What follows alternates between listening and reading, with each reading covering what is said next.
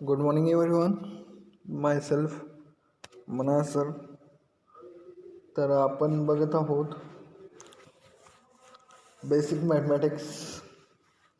या बेसिक मॅथमॅटिक्समध्ये आज आपण बघणार आहोत युनिट नंबर 4मध्ये मेजरेशन. त्यामध्ये आपण लास्ट लेक्चरला मेजरेशन याचे जे काही एक्झाम्पल आहे याचे काही फॉर्म्युले आहेत ते आपण लास्ट लेक्चरला स्टडी बघितले. तर आज आपण त्यावरचं काय बघू, एक्झाम्पल सॉल्व करूया. तर त्यामध्ये एक्झाम्पल नंबर फर्स्ट आपल्याला दिलं आहे की if the diagonal of rhombus are 16 centimetre and 12 centimetre find its area. आपल्याला एक रोम्बस दिला आहे आणि त्याचे जे डायगोनल आहे, रोम्बसचे किती डायगोनल असतात, 2 डायगोनल असतात. त्या डायगोनलची लेंथ आपल्याला यामध्ये दिली. त्या डायगोनलची लेंथ किती दिली, 16 सेंटीमीटर आणि 12 सेंटीमीटर. या पद्धतीनं त्याची काय दिली, आपणास लेंथ दिली. त्याची काय दिली, लेंथ. आणि आपणास फाईंड काय सांगितलं की त्या डायगोनलचा एरिया आपल्याला काय करायचा आहे, फाइंड आउट करायचा आहे. त्या डायगोनलचा काय करायचा, एरिया फाइंड आउट करायचा. तर त्यामध्ये जर बघितलं आपल्याला डायगोनल दिलं आहे, डायगोनल D1 याची व्हॅल्यू काय दिली आपल्याला, 16 सेंटीमीटर. बरोबर. डायगोनल D1 याची व्हॅल्यू दिली आपल्याला 16 सेंटीमीटर.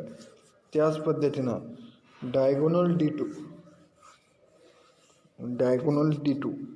याची व्हॅल्यू काय दिली आपल्याला, 12 सेंटीमीटर.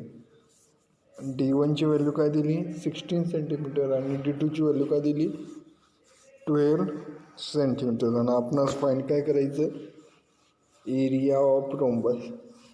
मग एरिया ऑफ रोम्बसचा फॉर्म्युला काय, सर्वात महत्त्वाचं म्हणजे काय, एरिया ऑफ रोम्बसचा फॉर्म्युला काय. तर एरिया ऑफ रोम्बसचा फॉर्म्युला काय आहे, 1/2 D1 इंटू D2. आता त्यामध्ये 1/2 आहे. D1 मीन्स काय, area of diagonal first into diagonal first into diagonal second. त्याला काय करायचं, डिवाइड 1/2ने डिवाइड करायचं. मीन्स 1/2ने डिवाइड काय करायचं, 2 ना. मग आपल्याला D1 ही व्हॅल्यू दिलेली आहे. D1ची व्हॅल्यू काय दिली आपल्याला, 16 सेंटीमीटर. बरोबर. D1ची व्हॅल्यू काय मिळाली आपल्याला, 16. त्याच पद्धतीने D2ची व्हॅल्यू काय दिलेली आहे आपल्याला, 12 सेंटीमीटर. मग या पद्धतीनं एरिया ऑफ रोम्बस आपण कशा पद्धतीनं फाईंड करू शकतो. तर यामध्ये व्हॅल्यू पुट केली आपण. यामध्ये व्हॅल्यू पुट केल्यानंतर आपल्याला काय मिळेल, 1/2 इंटू D1 इंटू D2. यामध्ये पुट केल्यानंतर आपल्याला ही व्हॅल्यू काय मिळेल, 1/2 इंटू 16 इंटू 12. बरोबर. यामध्ये काय केली आपण, ती व्हॅल्यू काय केली, पुट केली. तर हे जर सॉल्व केलं, बरोबर, हे जर सॉल्व केलं तर काय मिळेल आपल्याला, 1/2 16 इंटू 12. आता 16 इंटू 12 हे जर डिवायडेशन केलं तर याचा आन्सर काय येतं, 96. याचा आन्सर काय येतं, 96. मग एरिया ऑफ रोम्बस जो आहे तो किती आला आहे, 96 स्क्वेअर सेंटीमीटर. बरोबर. या पद्धतीने एरिया ऑफ रोम्बस आला आहे. आता यानंतर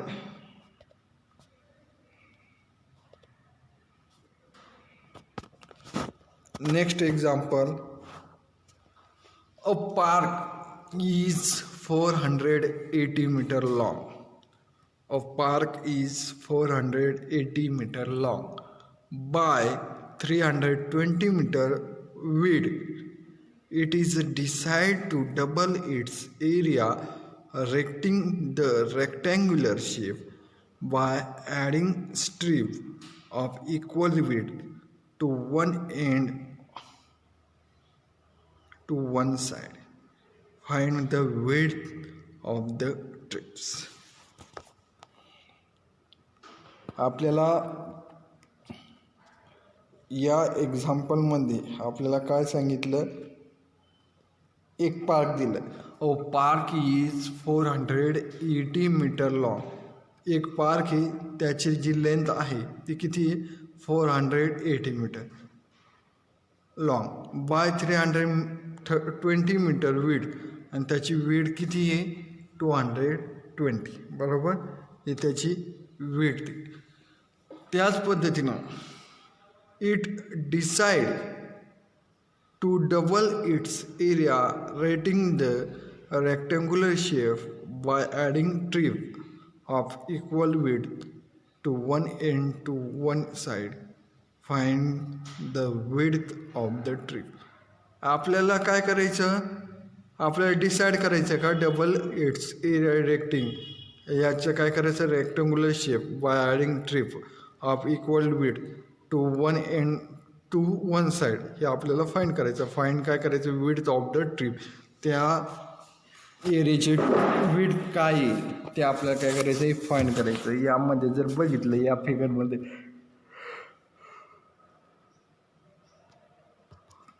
तर या फिगरमध्ये आपण सांगू शकतो की आपल्याला बी आणि सीची व्हॅल्यू दिली, ती किती, लेंथ 480 मीटर. त्याच पद्धतीने ए आणि बीची व्हॅल्यू दिली, ती किती, 320 मीटर. मग आपण जर सारख्याच लांबीचा जर रस्ता वाढवला, तो रस्ता आपण किती वाढवला, एक्स समजा वाढू, सारख्याच जर लांबीचा रस्ता वाढवला, तो एक्स मानला, तर मग ही जी लेंथ आहे विड्थ ती किती होईल, 320 प्लस एक्स, आणि ही जी लेंथ आहे ती किती होईल, 480 प्लस एक्स. आपल्याला काय फाईंड करायची, लेंथ आणि विड्थ आपल्याला काय करायची, फाईंड करायची. मग आपण लिहू शकतो की a park is 480 metre long by 320 metre width. आपल्याला जे दिलेलं आहे त्या पार्कची लेंथ 480 मीटर आपल्याला लॉंग दिलेली आहे, आणि त्याच पद्धतीनं 320 मीटर काय दिलेली आहे, विड्थ दिलेली. मग area of the park ABCD आपल्याला काय येईल, area of the park length into breadth. मग लेंथ इंटू ब्रीथ हा फॉर्म्युला पुट केला, तर यामध्ये एलची व्हॅल्यू काय आहे, लेंथ काय आहे 480 आणि ब्रीथ काय आहे 320. बरोबर, 480 इंटू 320.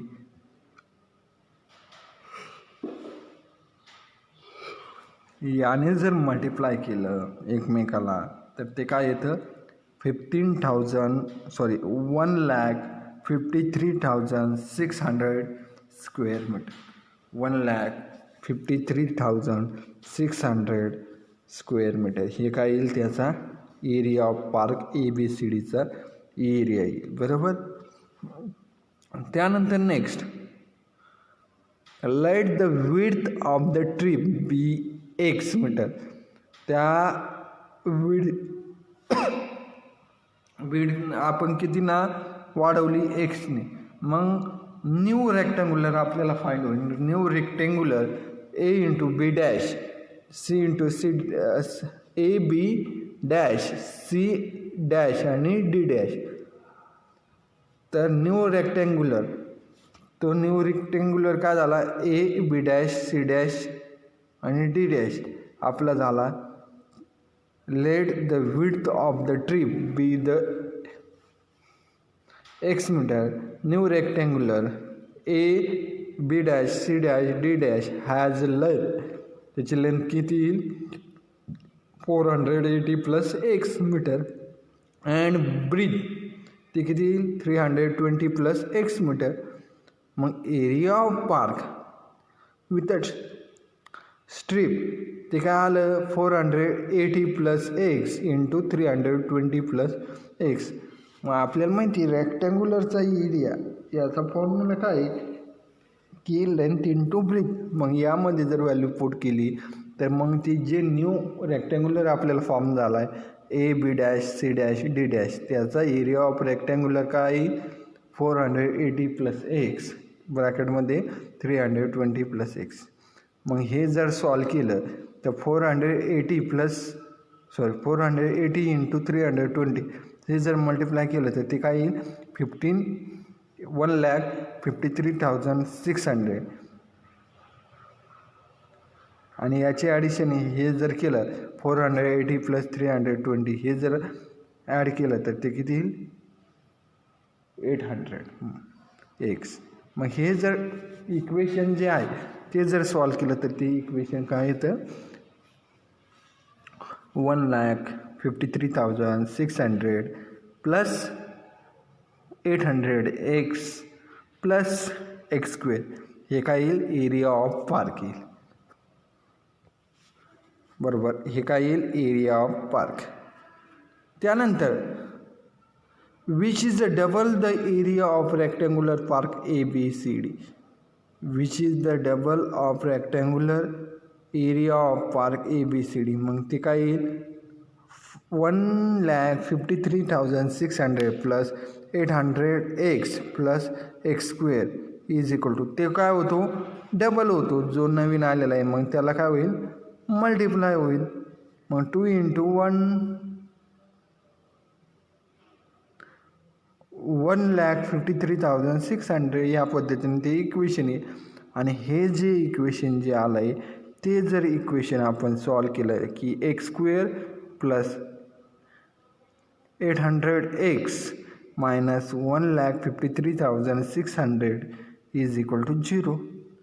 मग हे जर सॉल्व केलं तर 1,53,600 यालाच काय राईट डाऊन करता येईल 960 × 160. मग हे जर सॉल्व केलं तर 960 - 160 इज इक्वल टू 800. म्हणजे याचे जे फॅक्टर फोडतात ते काय येईल x + 960 × x - 160. मग एकची व्हॅल्यू काय येईल -960 और एक की वैल्यू का येईल 160. Now x can never be negative. x can never be negative. width of trip x is equal to काय येईल 160.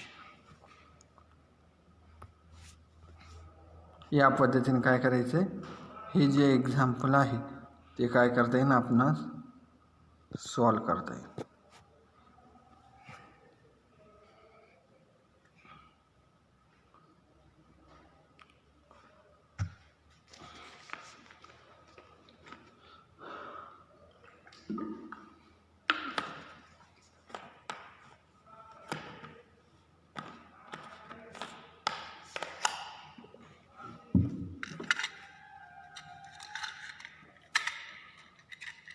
यानंतर example number 3.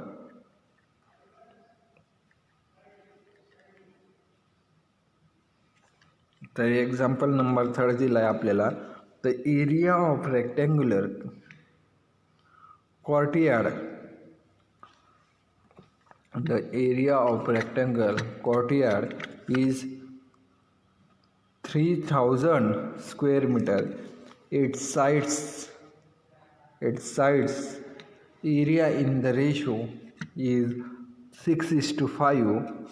Find the perimeter of the courtyard.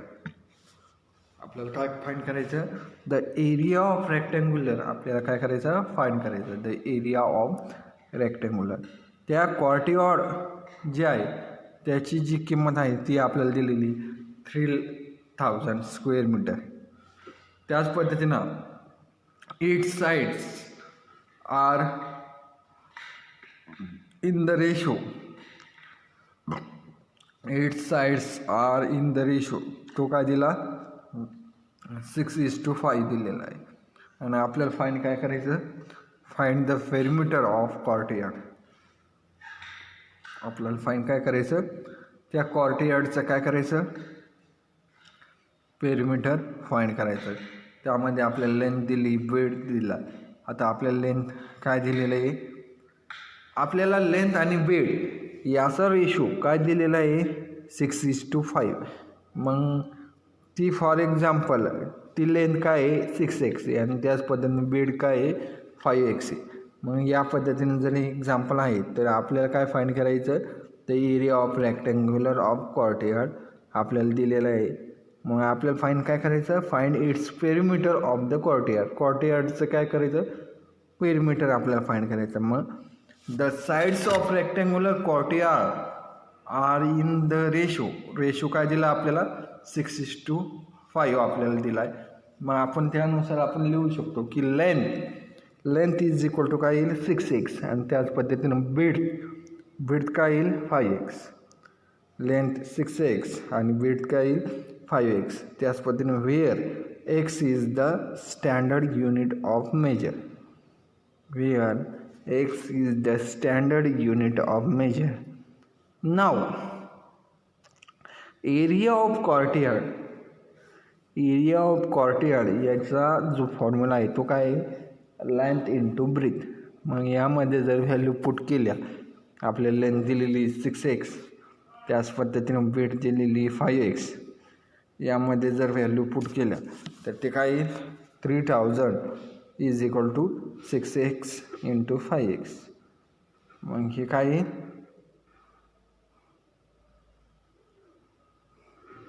6x into 5x, याची व्हॅल्यू काय येईल 30x². बरोबर, 6x into 5x याची value काय येईल 30x² is equal to 3000.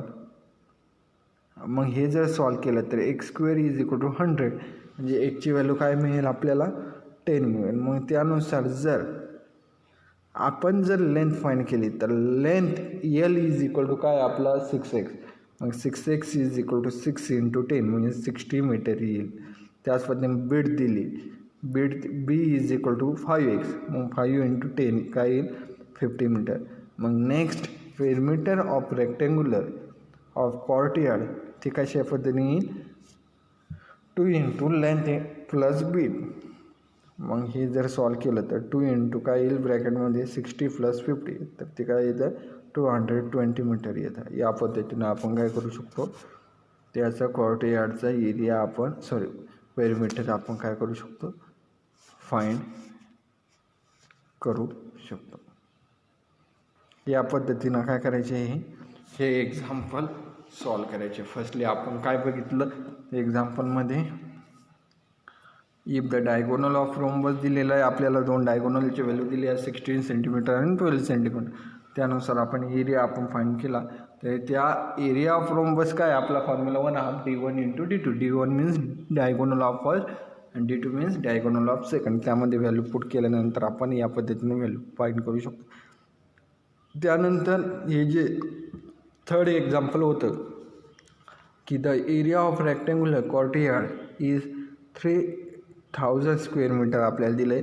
It's sides are in the ratio, त्याचा रेशो दिला आहे, साईडचा जो रेशो आहे तो दिला आहे 6:5, आणि आपल्याला फाईंड पेरिमीटर ऑफ कॉर्टियार्ड फाईंड करायचं. मग बीची व्हॅल्यू दिली 5x, त्याच पद्धतीने लेंथ एलची व्हॅल्यू दिलेली 6x.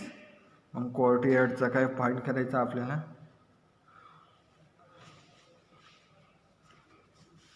तर मग त्यानुसार आपण काय लिहू शकतो, the sides of rectangular courtyard are in the ratio दिला आहे 6:5, लेंथ दिलेली 6x आणि ब्रीथ काय दिली 5x, where x is the standard unit of measure. त्यानुसार आपण जर कॉर्टियार्डची लेंथ आणि ब्रीथ आपण जर फाईंड केली L इंटू ब्रीथ, तर ती व्हॅल्यू आपल्याला काय आलेली आहे 220 मीटर. या पद्धतीने काय करायचे, हे एक्झाम्पल सॉल्व करायचे. Okay, thank you.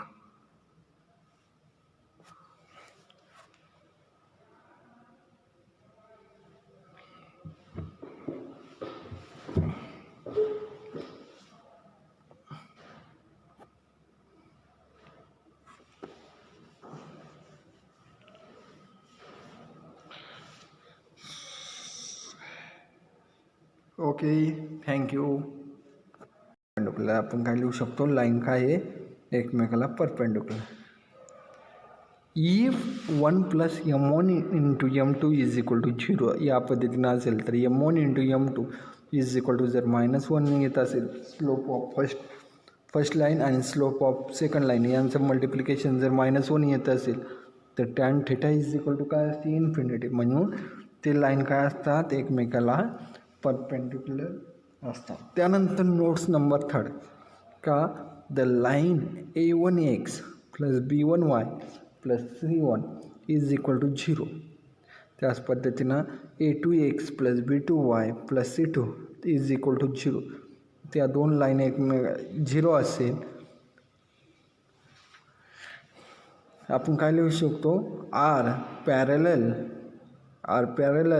if a1 divided by a2 is equal to b1 divided by b2 is not equal to c1 divided by c2 is not equal to काय लिहू शकतो c1 divided by c2.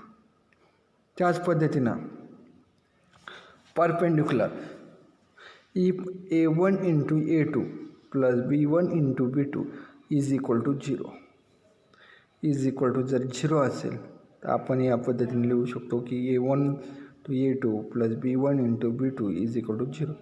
त्याच पद्धतीनं ते दोन identical असतील तर आपण काय लिहू शकतो if a1 divided by a2 is equal to b1 divided by b2 is equal to c1 divided by c2.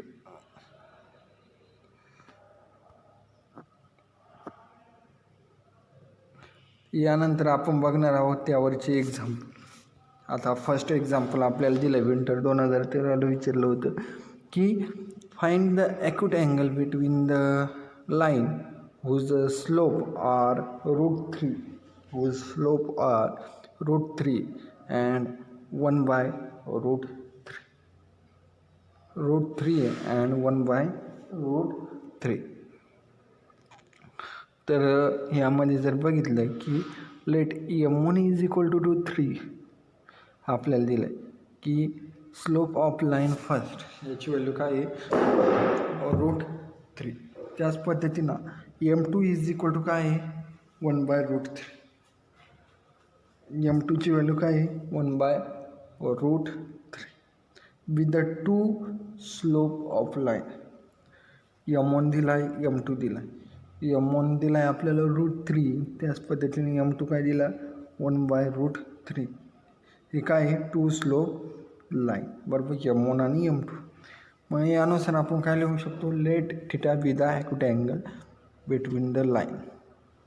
Theta काय लिहू शकतो acute angle between the line. मग युजिंग द रिलेशन आपल्याला दोन स्लोप जर दिलेले असेल त्याचं रिलेशन काय आहे tan theta is equal to काय आहे determinant of m1 minus m2 divided by 1 plus m1 into m2.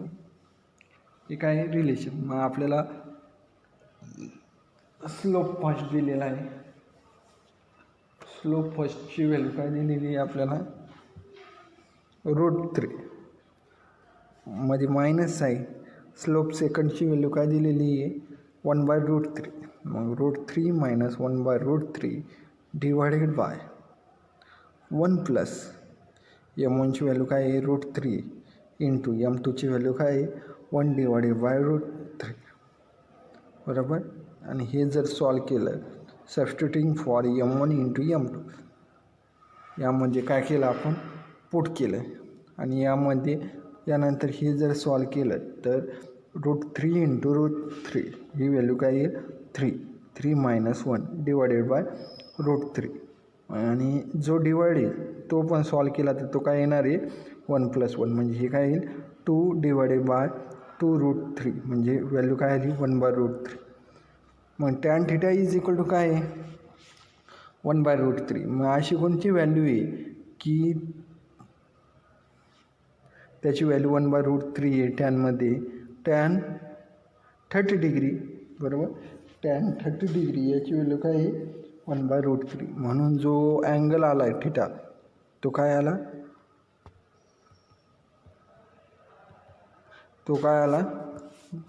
30 degree आला बरोबर.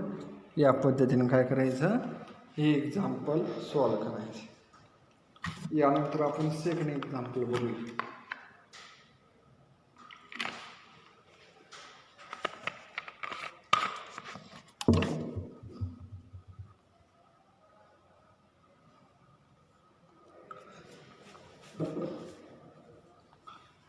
Find the acute angle between the line. Find the acute angle between the line 3x minus y is equal to 4 and 2x plus y is equal to 3. Acute angle between the line आपण find करू शकतो की 3x minus y is equal to 4. त्याच पद्धतीनं 2x plus y is equal to 3.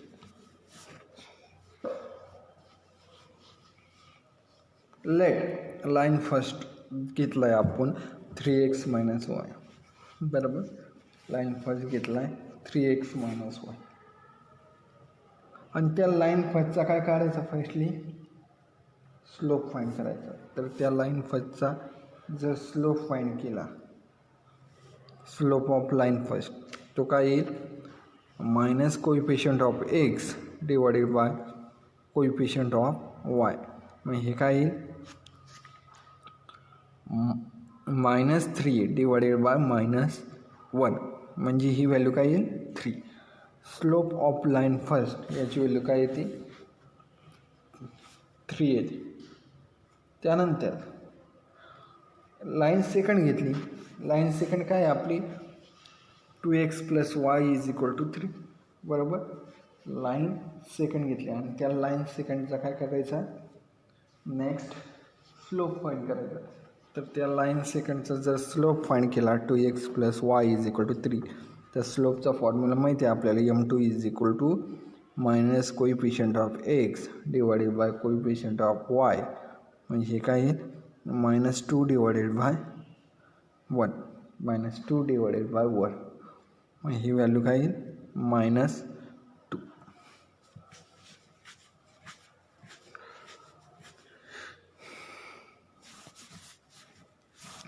त्यानंतर next की if theta is the acute angle between the line, theta काय आहे acute angle between the line, then tan theta is equal to काय लिहू शकतो आपण, tan theta is equal to determinant of m2 minus m1 divided by 1 plus m1 into m2. मग m2ची value काय आहे आपली -2, मग -2 -3 डिवायडेड बाय 1 प्लस 3 इंटू -2, मग 3 इंटू -2 याची व्हॅल्यू काय येते -6, मग हे काय होईल -2 -3 याची व्हॅल्यू येते -5 डिवायडेड बाय 3 इंटू -2 याची व्हॅल्यू काय येते -6, म्हणजे 1 -6, -5 डिवायडेड बाय 1 -6 म्हणजे डिटर्मिनंट ऑफ -5 डिवायडेड बाय -5, मग ती व्हॅल्यू काय येते 1, म्हणजे tan theta is equal to काय येते, टॅन थिटाची व्हॅल्यू काय येते 1 येते. मग त्यानुसार आपण थिटाची व्हॅल्यू फाइंड करू शकतो. तर मग थिटाची व्हॅल्यू काय येईल 45. अशी कोणती व्हॅल्यू आहे टॅनमध्ये की ती व्हॅल्यू 1 आहे, तर 45 डिग्रीला, तर मग थिटाची व्हॅल्यू काय येते 45 डिग्री. या पद्धतीने काय करायचं, हे एक्झाम्पल काय करायचे सॉल्व करायचे. ॲज इट इज आपण नेक्स्ट एक्झाम्पल बघूया. Find the acute angle between the line 3x minus 2y plus 4 is equal to 0 and 2x minus 3y minus 7 is equal to 0. या दोन लाईन दिल्या आणि आपल्याला काय काढायचं आहे ॲक्यूट अँगल. तर लाईन फर्स्टचं काय घेतलं, लाईन फर्स्ट घेतली, तर लाईन फर्स्ट काय 3x minus 2y plus 4 is equal to 0, बरोबर. त्याचा स्लोप घेतला, slope of line first, slope of line first means m1ची व्हॅल्यू जर घेतली तर ती काय येईल -3 डिवायडेड बाय -2, मग ती काय येते 3 डिवायडेड बाय 2, बरोबर. म्हणजे minus coefficient of x divided by coefficient of Y. आता एक्सचं कोइफिशियंट काय आहे 3 आणि वायचं कोइफिशियंट काय आहे -2, म्हणजे slope of line first m1 is equal to काय येईल -3 डिवायडेड बाय -2, म्हणजे 3 डिवायडेड बाय 2. त्याच पद्धतीनं लाईन सेकंड घेतली, लाईन सेकंड आहे 2x minus 3y minus 7 is equal to 0. त्या लाईन सेकंडचं काय केलं स्लोप फाइंड केलं. तर लाईन सेकंडचा स्लोप जर फाइंड केला तो काय येतो m2 is equal to coefficient of x divided by coefficient of y minus coefficient of x divided by coefficient of y, -2 divided by काय होईल -3 म्हणजे काय येईल ते 2 डिवायडेड बाय 3. मग let theta be the acute angle between the line, then using the relation tan theta is equal to काय m1 minus m2 divided by 1 plus m1 into m2. यामध्ये value put करा. 3 divided by 2 minus 2 divided by 3 divided by 1 plus 3 divided by 2 into 2 divided by 3 म्हणजे हे काय होईल 9 minus 4 divided by 6 divided by 1 plus 1. 9 minus 4 5 divided by 6 divided by 2 हे काय येईल 5 divided by 12. मग थिटा इज इक्वल टू काय येईल tan इनवर्स 5 divided by 12. या पद्धतीनं व्हॅल्यू काय करायच्या फाइंड करायच्या. ओके, यानंतरचे एक्झाम्पल नेक्स्ट लेक्चरला बघू.